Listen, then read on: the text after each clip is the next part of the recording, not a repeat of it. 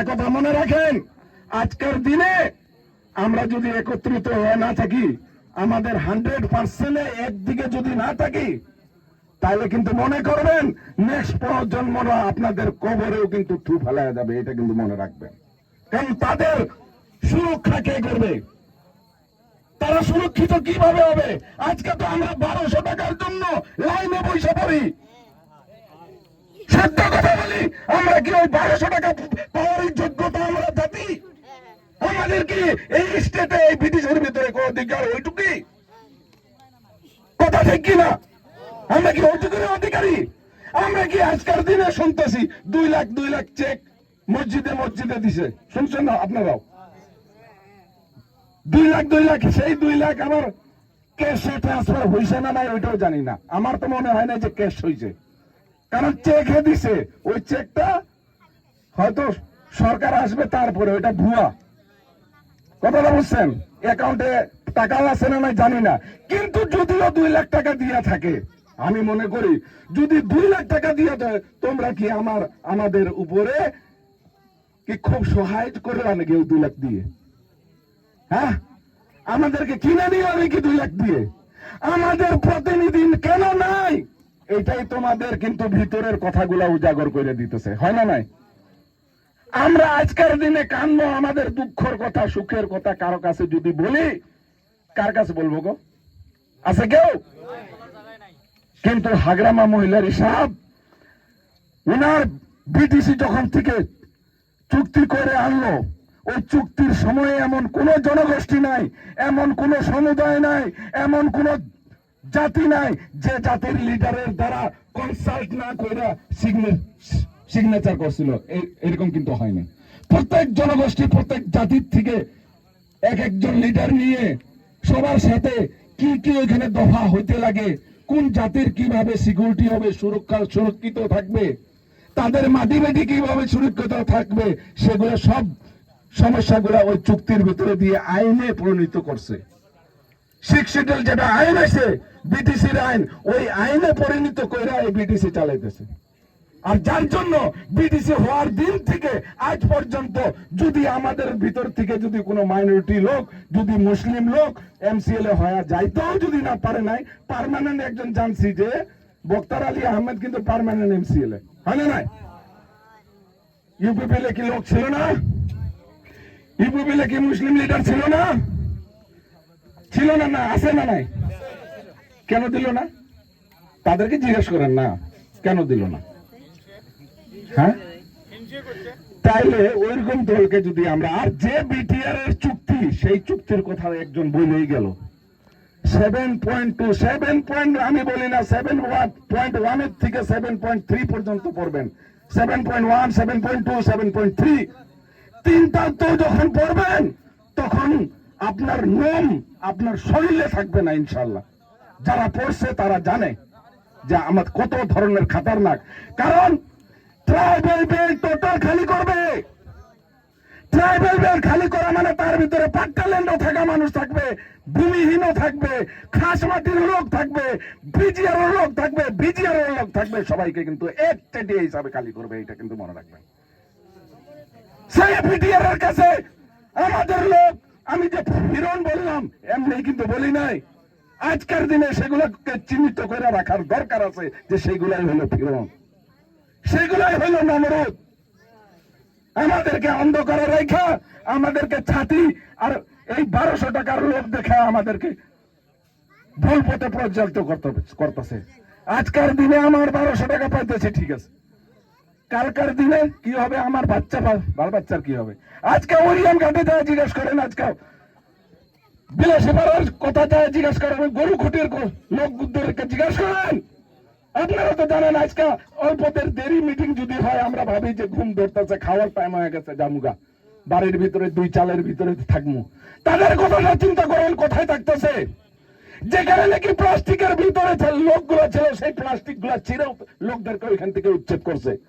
আমাদের ওইখানে একজন মহিলা, যে মহিলার নাকি আধা ঘন্টা আগে ডেলিভারি হয়েছিল, ওই প্লাস্টিকের ভিতরে শুয়ে রাখছিল। সেই পুলিশ বাহিনী, গুন্ডা বাহিনী, ফেরনীয় বাহিনী গুলো যায় ওই প্লাস্টিক ট্রাক্সি ছিলেন মহিলাকে যখন টাইনে বাইর করে তাদের বাড়ির লোক, তাদের আত্মীয় স্বজন হাত জোর করে বললো যে ভাইজান আমাকে আধা ঘন্টা সময় দেন, এর অসুস্থ, এ মারা যেতে পারে, এর মেলা রক্ত বাইরে গেছে, একে উঠায় আমরা নিয়ে যাবো আধা ঘন্টা। এই আধা ঘন্টা টাইম দেয় না, ঠ্যাং ধরে ছেত্রা এনে আমার ওইখান থেকে নিয়ে গেছে। তারপরেও যদি আমরা শিক্ষা নয়, আর শিক্ষা হবো কোন দিন?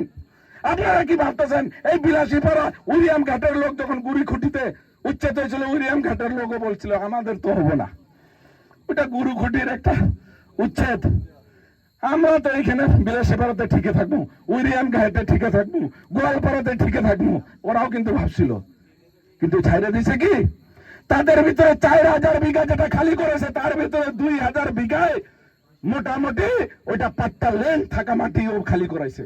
তাদের ভিতরে বহুত জন পঞ্চায়েতের সেক্রেটারি ছিল, পঞ্চায়েতের মেম্বার ছিল, রানিং সরকারের মেম্বার ছিল, তার বাড়িও কিন্তু বাঁচে নাই। এটা কিন্তু মনে রাখবেন,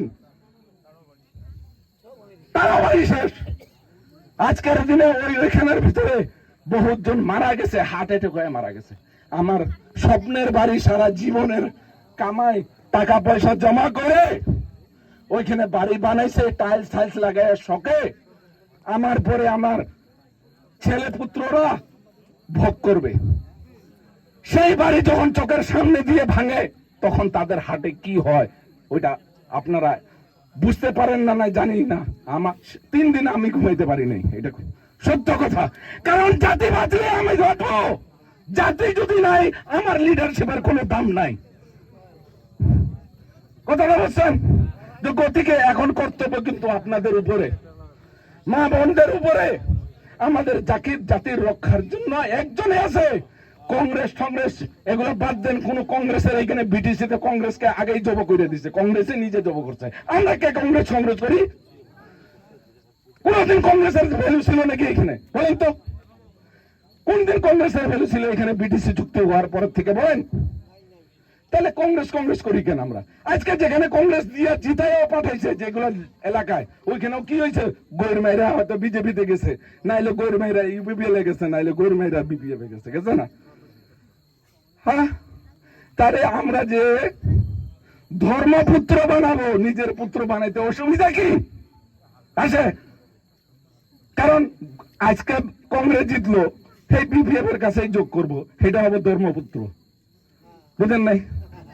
এই ধর্মপুত্র দাম দিব না নিজের ছেলের দাম দিব? কোন?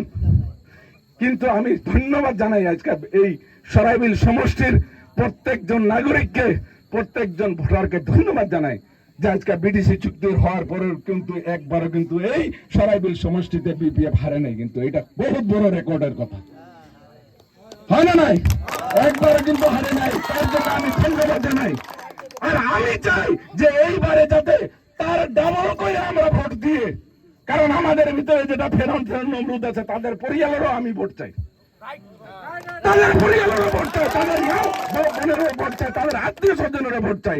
তুমি কোন পার্টি করো গা, কিন্তু চুপ করে ভোটের দিন যাতে জাতির রক্ষার জন্য, ধর্ম রক্ষার জন্য, নিজের ইমান বাঁচানোর জন্য তুমি পয়সা নাও, কিন্তু বাঁচানোর জন্য তোমার ভোট যাতে নাঙ্গল চিহ্নে পড়ে, এইটা আমি চাই।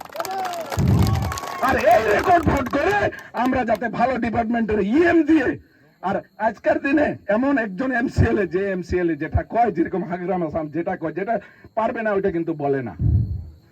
আমরা কিন্তু 20 বছর জাতীয় সংগঠন করছি, আমশো করছিলাম, বহুতজন হয়তো এখানের লোক জানেন, বহুতবার আমি জয়মাতেও মিটিং করছি, এখানে আমাদের ক্যাডারও হয়তো বহুতজন আছে। 20 বছর আমশো করছি, 20 বছর আমসুর ভিতরে কিন্তু আমি আপোষহীন লড়াই করছি, যুদ্ধ করছি, যেখানে যাইতে লাগে রাত 12 পর্যন্ত গেছি, কোন জায়গায় বাদ দেয় না। আজকের দিনে আমি মনে করি ওরা যে লেকচার মারে আমরা দিন ফিরে আনছি, ওরা কি দিন ফিরে আনবে? এইখানে ওরা কি দিন ফিরে আনবে? যেগুলা মেন গন্ডগোল করা মানুষ, আমরা আমসু, আমরা জাতীয় সংগঠন, আমরা জানি না 2003-এর বা 2005-এর, 2010-এর, 2012-এর বিপিএফ কিন্তু আজকে না, আজকার বিপিএফ বহুত উন্নত, এটা কিন্তু মনে রাখবেন। কথাটা বুঝছেন? গতিকে ইনশাল্লাহ এবার আপনারা, আমরা যত কষ্ট করতেছি, আমি চাই যে আমাদের থেকেও কম যাতে কষ্ট আপনারাও না করেন নিজের এলাকায়। করবেন কি? কম কষ্ট করবেন কি? কম কষ্ট করবেন? বেশি করবেন না কম করবেন? বলেন না কেন? সবাই তো বললেন না। আর আমাদের যুবক সমাজেরা পিছনে বসে আছে বন্ধুরা, তারা কিছু বলে না। করবেন না করব বলেন? বেশি কষ্ট করব নিজের নিজের এলাকায়, যাতে এক একটা ভোট এইবার যাতে ভুল জায়গায় না যায়, নাকি বলেন? গতিকে বিশেষ কিছু আরো বলবো না, বলার বহুত কিছু আছিল, বহুত কিছু। আজকের দিনে একটা কথা শর্টকাটে মনে রাখেন, শ্রীরামপুর থেকে নেই উদালগুড়ি পর্যন্ত কিন্তু এবার 25 থেকে 28টা ইনশাল্লাহ পাবো। হাগরামা মহিলা সাহেব কিন্তু বলে না, না বলার কিছু কারণ আছে। কথাটা বুঝছেন? উনি বলে 21টা 20টা প্লাস পাবো, বলার কারণ আছে। কারণ উনিও জানে কিন্তু যে 25-এর পার হয়ে যাবো, 28 পর্যন্ত পাই যাবো। কথাটা বুঝছেন? কিন্তু ওইটা বলার সাথে সাথে এফেক্ট অল্প অন্য ধরনের হয়ে যাবো। কথাটা বুঝছেন? যার জন্য ওনার মুখ দিয়ে বাইরে না, কিন্তু ইনশাল্লাহ 25 থেকে 28টা এবার এমসিএল পাবো। এইবারের হাওয়া বিপিএফ এর প্রতি ইনশাল্লাহ আমি মনে করি আসাম ব্যাপী হিসাবে আল্লাহ মুসলমানের উপরে যতটুক পথ ফেলাইছে না, আমরা বহুত ভাগ্যবান এই বিটিসি এলাকার মুসলমান যে ওই বিপদ এখনো আটকায় রাখছে আল্লাহ। এইবারের কর্ম আমাদের নির্ধারণ করবে যে আটকাবে না ছাইড়া দিবে ওই বিপদ। কথাটা বুঝছেন? এবার কিন্তু এই ইলেকশনটাই প্রমাণিত করবে যে আমরা নিজের উপরে গজব চাই না আমরা নিজের উপরে ভালো চাই। কোনটা চাই? ভালো চাই ইনশাআল্লাহ। তো সবাই যাতে একত্রিত ভাবে বিপুল ভোটে এবার নাঙ্গল চিনে ভোট দিয়ে প্রমাণ করাই দিব যে এইবার আমরা ডিক্লিয়ার বিপিএফ এর সাথে আছি। আর বিপিএফ এর ভালো ইএম পেয়ে ইনাকে নিয়ে আমরা আপনাদের এলাকায় যেগুলো কমি আছে ইনশাল্লাহ ওইগুলা পুরা করাবো। আর উনিও করবে, ইনশাল্লাহ করবে না গো? তো শেষে সবার দীর্ঘায়ু কামনা করি, সবাই যাতে সুস্থ থাকেন এই দোয়া করে, এই আশা করে, সবারই সম্মঙ্গল কামনা করলে আমার বক্তব্য এখানে শেষ করলাম। আসসালামু আলাইকুম। বিপিএফ জিন্দাবাদ। সবাইকে একটা বিআরপি করাবো, সবাইকে একটু খাড়া হয়ে স্লোগান দেওয়াবো যাতে এই ফিরন নমরুদের কান পর্যন্ত যায় এই আওয়াজটা। কথাটা বুঝছেন? এরকম আওয়াজ দিবেন যে তাদের আওয়াজ যাতে ভয়ে তারাও যাতে আল্লাহ তাদেরকে চেঞ্জ করে দেয়, নাকি?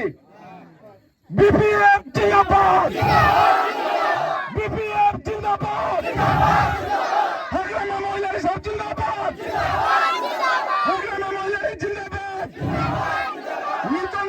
মৃত্যুঞ্জয় নার্জারি থেকে বল, মৃত্যুঞ্জয় নার্জারি সব থেকে বল, মৃত্যুঞ্জয় নার্জারি জিন্দাবাদ, হুদুম খাতা প্রাইমারি জিন্দাবাদ।